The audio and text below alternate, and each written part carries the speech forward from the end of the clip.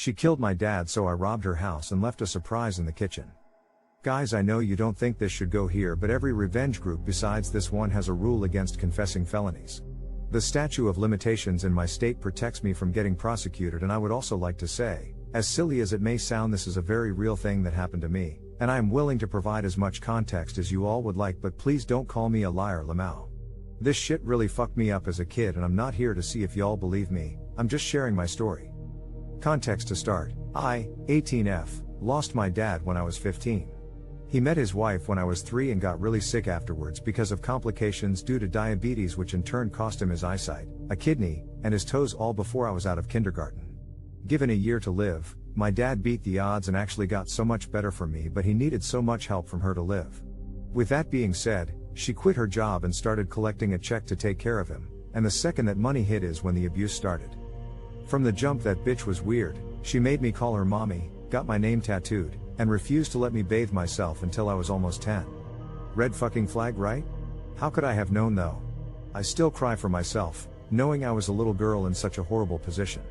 She hated my mother, called my half-brothers bastards, and worst of all, she abused my sick and vulnerable father up until his last moments of life. It makes me fucking sick just thinking about it. In my eyes, she killed him, and while it wasn't directly, I want that bitch to riddle me fucking this. If my father was severely handicapped and you're getting paid to take care of him, why did he have bed sores? Why would you let him sit in his own mess if you're getting fucking paid to clean it, bitch? If my father was receiving dialysis through a special pump in his arm, why would you hit it to the point that it had to be removed? If my father is the one laid up in the hospital in fucking pain, why the fuck are you reaching into his mouth for his pills? You crack-headed fat fuck. If the doctor specifically instructed you to keep a clean house and make sure he has socks or some sort of shoes on to prevent open wounds which would lead to gangrene, why the fuck did we walk in that bitch and a literal war vet had PTSD flashbacks BC of the condition of the fucking house?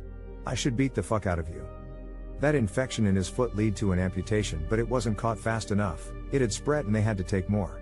To no avail, it got in his blood and he went into septic shock, and after that it spread to his heart and he died. He died next to her, and that is my biggest regret. He didn't die next to someone that truly loved him the way his little girl did. My daddy should still be here with me.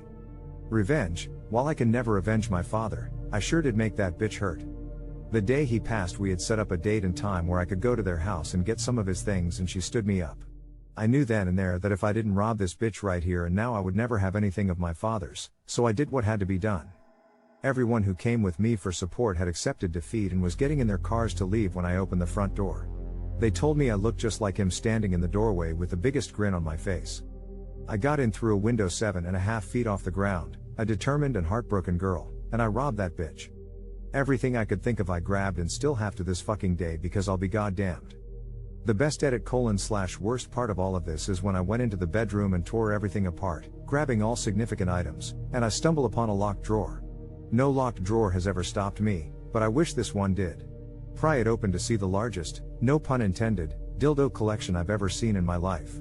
Horror is what most people would feel, but I felt nothing but pure rage, and I took every last goddamn sex toy out of that drawer and propped them up right on the kitchen floor with a note calling her a fat cunt. She suspected I did it and got nothing important of his. I didn't get caught, and I don't regret it. The end. A man harassed me and I got his retirement benefits taken away. So this took place over 3 years, give or take some. I, 29F, left the military and picked up a contracting job in the same field.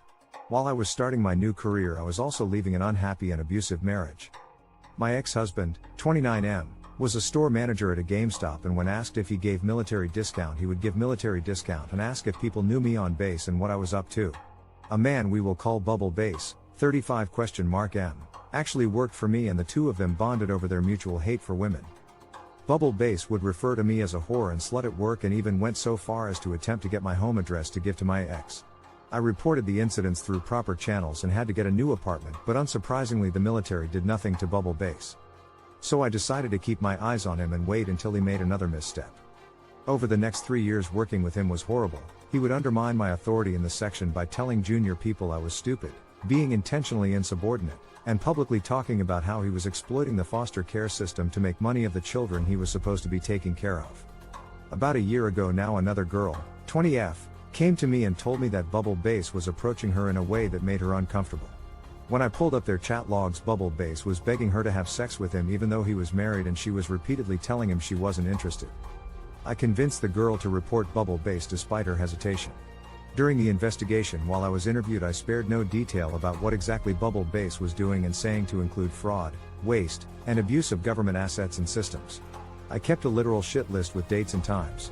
As things turned out, there were about 4 other women at our base Bubble Bass was sexually harassing. Bubble Bass went to non-judicial punishment this week and lost everything.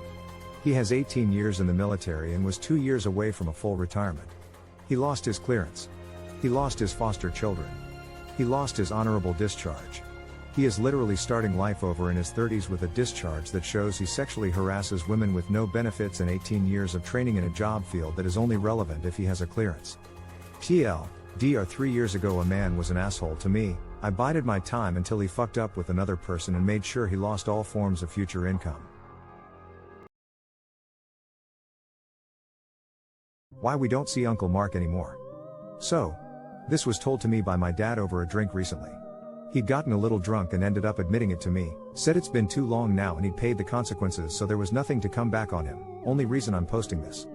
Uncle Mark was my favorite uncle when I was a child. He always invited me around to show me his airsoft gun collection, hide and seek parties with my friends, and even took us to the beach. He would always come with sweets for us and acted like one of us, another child who just wanted to have fun. But then, the day I, 7 years old, was meant to be going around because we were going for a ride to this amazing place. My dad was happy and cheerful for the entire day. He was going on about how much he loved the fact his brother wanted to be in his children's life. Until he got a call. I was in my room, packing my stuff, when I heard the most blood-curdling scream from my dad. He was screaming and raging. I heard him rip open our front door and slam it back shut with enough force to make the picture next to it fall off the wall. I didn't see my dad for a long while after that, and he never told me why until we had this talk, but that shall be explained at the end. Mom had a lot of money saved up from a minor lotto win, so we were okay, and she always smiled and said Daddy is just away for a little while because he was looking after me and my siblings whenever I asked where he was. Uncle Mark didn't come around either during this time, but we did see him in town a couple times. Funnily enough, he ran away the moment my mom saw me waving at him. 9 months later, Dad came home and I excitedly ran and hugged him. He hugged me right on back with a good squeeze. We had a party to celebrate him coming home. We had Perry food and cake and all the usual stuff. I was just happy my dad was home though. A week or so later, Dad sat me down with the other children and explained that Uncle Mark wouldn't be coming around anymore. When asked why, he just said Uncle Mark was a bad person and that if he ever tried to talk to us, we were to ignore him and come find one of them. We all agreed because my dad always knew best after all. One day, a year or so later, 9 at this point, I'm coming out of school to wait for my parents to pick me up. My other siblings were either at secondary school or too young for school, so it was just me. I see Uncle Mark stood there with a big grin. I get nervous when he comes up to me, saying he's here to take me for a ride. I tell him I'm not supposed to talk to him, that he's a bad person like my dad said. Uncle Mark got this scary look on his face for a second, then told me it was all good and his parents had changed their mind and made to take my hand. That's when I saw my dad just appear. My dad punched Uncle Mark right in the face and little old me saw blood fly as Uncle Mark went sprawling. I didn't see much after that except Uncle Mark running away with my dad chasing him. He came back after a little while, sighed and took me in a hug. He told my mom to take me home and that he'd see us later. I don't know why, but I knew there and then it would be a long time before I ever saw my dad again. And I was right. 5 years. 5 years my dad was gone. My mom eventually admitted to us that he was in prison for protecting us and we all guessed he'd done something to Uncle Mark. And he had. Turns out Uncle Mark liked kids. He liked them a lot. And that day I was meant to go to his house. My aunt, Uncle Mark's wife, had called my dad and told him she'd found some pictures under her and Mark's bed of children and she was scared of what to do because Mark was a big man and it was later revealed he abused her, so she was scared to call the police on him. And my dad had gone into a rage and stormed over to his house. He'd smashed in the door to find Uncle Mark screaming at my aunt as she waved the pictures around in hysterics. My dad had beaten Uncle Mark within an inch of his life, Uncle Mark screaming he'd make him pay as the police had arrested my dad. Messed up thing was, by the time my dad had explained why he had done it, Mark managed to get the pictures, burned them and scared his wife into saying nothing, so there was no evidence. My dad was sent down for assault but made sure my other uncles and older cousins were around to protect us in case Mark came back. But oh no. Mark waited until my dad thought we were safe. And then, according to my dad, had come to kidnap me from the school right under their noses. Who would stop him? People didn't believe my dad when he explained Mark was a predator. They thought he was just excusing himself for attacking him. After all, the police hadn't found anything and his wife said my dad was a liar, whereas my dad was the big angry guy with a few assaults under his belt already. So all they saw was my nice uncle here to pick me up. He had gotten away from my dad at the school. My dad had tripped and it gave him the chance to run. But my dad knew where he would go. Knew Uncle Mark would run home to hide and more than likely destroy any evidence he had gotten since destroying the last lot. He also knew the police would be on his tail for the attack on the school, so he didn't have long. Difference was, though, my dad had his car while Uncle Mark was on foot. So, he drove over and demanded to know if my aunt was going to lie again, after what Uncle Mark had just tried to pull. Now, I don't like my aunt much after what she pulled the first time, but I think in that moment she really realized what a monster my uncle was. He was willing to do this to her nephew just for pathetic revenge for being called out as a predator. She said she wouldn't stop my dad or save Mark this time. My dad ordered her to get all the evidence she could as he waited for Mark to appear. She came back down with pictures. Lots of pictures.